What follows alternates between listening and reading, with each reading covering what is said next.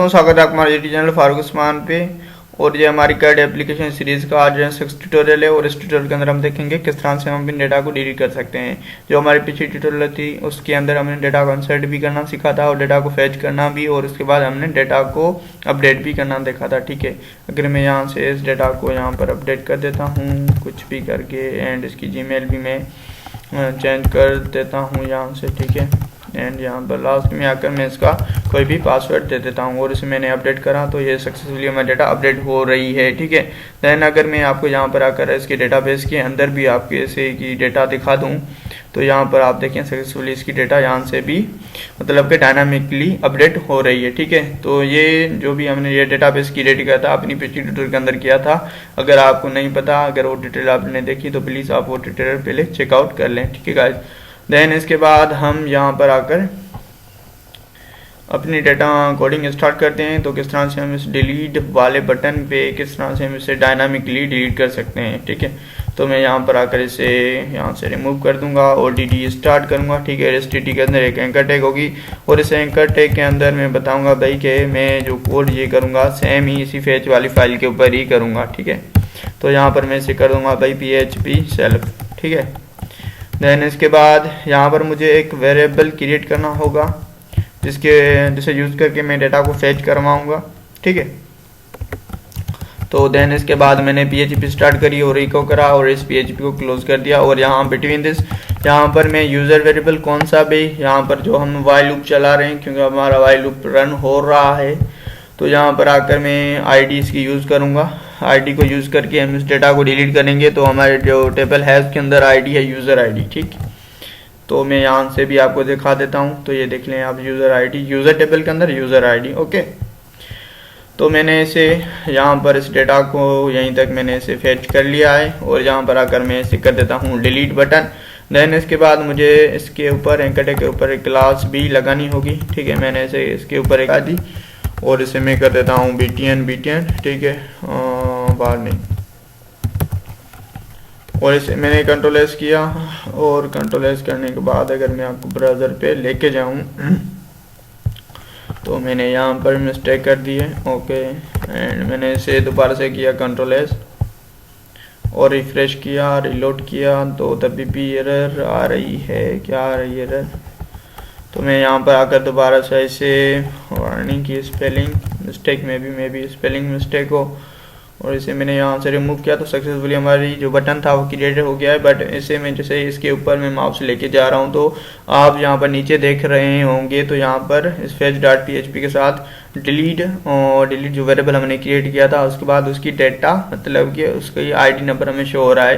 यहाँ पर साइड में लिखा हुआ है टाइप हियर टू सर्च, जिसके ऊपर आप देखें। ठीक है, जैसे मैं इसके ऊपर क्लिक कर रहा हूँ तो कोई भी एक्शन परफॉर्म नहीं हो रही, बट जो हमारे पास ID मिल रही है वो हमें अपनी URL के अंदर मिल रही है। ठीक है, तो इस URL को हम इसे किस तरह से सक्सेसफुली इस डेटा को डिलीट कर सकते हैं। तो चलिएगा स्टार्ट इसके ऊपर आ जाएं, सेम फाइल के ऊपर, क्योंकि हमने यहाँ पर कहा हुआ कि जो हम अपना कोड करेंगे इसी फाइल के ऊपर करेंगे।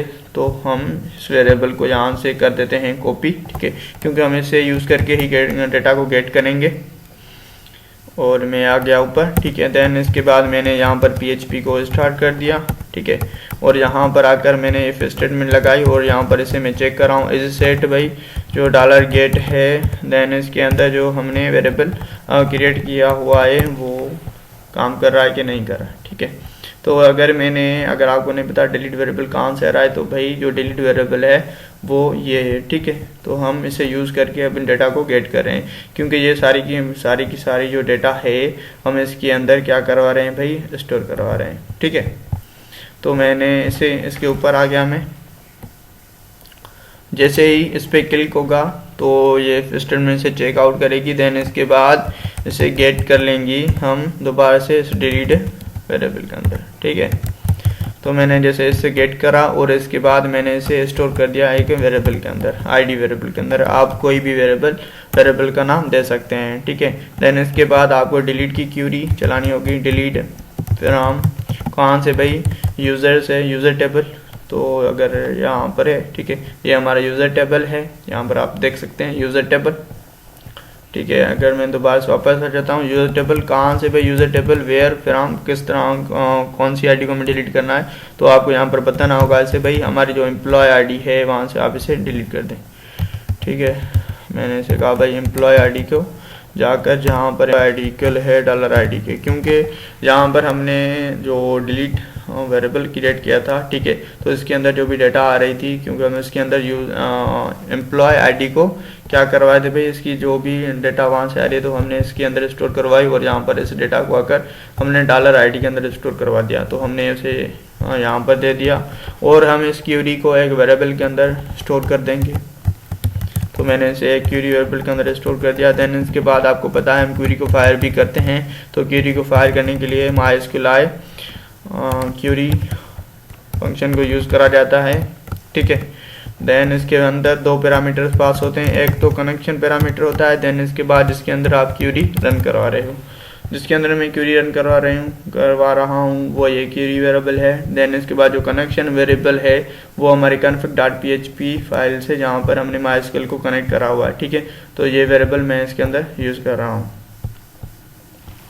देन इसके बाद अगर may be in any case हमारी क्यूरी नहीं एग्जीक्यूट हो रही तो हमें ये एरर जहाँ से मिल जाए, हमें क्यूरी फेल्ड, ओके।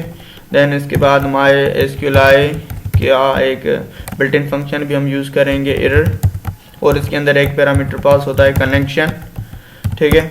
और जहाँ और लास्ट में आकर हम इफ स्टेटमेंट के अंदर चेक करेंगे, जैसे ही फायर वेरिएबल जैसे ये क्यूरी रन हो एग्जीक्यूट हो जाती है तो हमारे पास जो रिज़ल्ट मिले, तो मैं इसे एक यहाँ पर PHP को क्लोज कर दूंगा और नीचे आकर तो पास में PHP को ऑन करूंगा, ठीक है। बिटवीन दिस में यहाँ पर स्क्रिप्ट जावास्क्रिप्ट यूज़ करूंगा, जावास्क्रिप्ट की अलर्ट, ठीक है। और यहाँ पर मैंने इसे अलर्ट कर दिया और अलर्ट के अंदर मैं बोल रहा हूँ भाई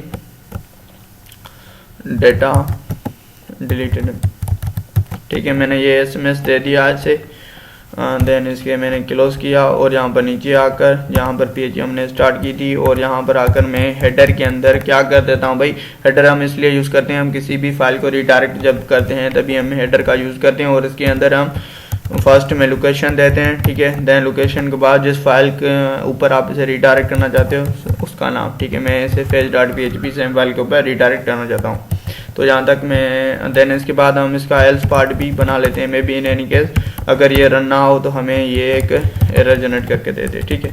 तो मैंने इसे कंट्रोल-S किया, कंट्रोल-S करने के बाद अगर मैं इसे यहाँ पर आकर रिफ्रेश करूँ तो ये बोल रहा है भाई अननोन एम्प्लॉय आईडी, ठीक है, क्योंकि हमारे पास यूज़र आईडी है, ठीक है। यहाँ पर ये हमारी मिस्टेक थी तो मैंने इसे कर दिया यूज़र आईडी। ये आपको एरर इसलिए इसने एग्जैक्टली एरर बताई क्योंकि हम MySQL एरर फंक्शन यूज़ कर रहे हैं। अगर हम इसे यूज़ नहीं करते तो हमारे पास क्या रिजल्ट आता, मैं इसे यहाँ से आकर रिफ्रेश नहीं करता और यहाँ पर मैं इसे एम्प्लॉय आईडी ही रहने देता हूँ, ठीक है, एंड एम्प्लॉय आईडी। देन इसके बाद जो हम इसके अंदर बिल्ट इन फंक्शन यूज़ कर रहे थे PHP का MySQL एरर से मैंने यहाँ पर रिमूव कर दिया, ठीक है। मैंने इसे कंट्रोल-S किया और इसके बाद अगर मैं यहाँ पर आकर रिफ्रेश करके दिखा दूँ आपको तो यहाँ पर हमें ये बोला है सिंटैक्स लाइन नंबर 7, इसे मैं सेट कर लेता हूँ, ठीक है।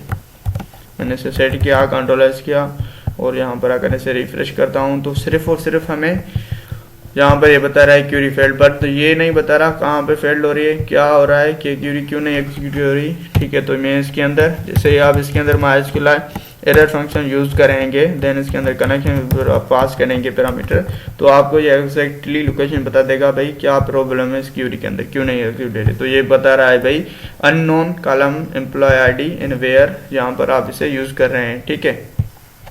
तो इसने आपको एग्जैक्ट लोकेशन इसकी बता दी। तो मैं इसे यहाँ से आकर रिमूव कर रहा हूँ और इसे मैं सेव किया, सेव करने के बाद इसे मैंने रिफ्रेश किया तो सक्सेसफुली मेरा डेटा डिलीट हो गई, ठीक है। यहाँ पर आकर मैं इस डेटा को दोबारा से इंसर्ट कर देता हूँ, यहाँ पर Umer Khan, then here is the, यहाँ पर मैंने खान कर दिया सिर्फ और इसके अंदर कोई भी हम पासवर्ड इंसर्ट करेंगे, ठीक है।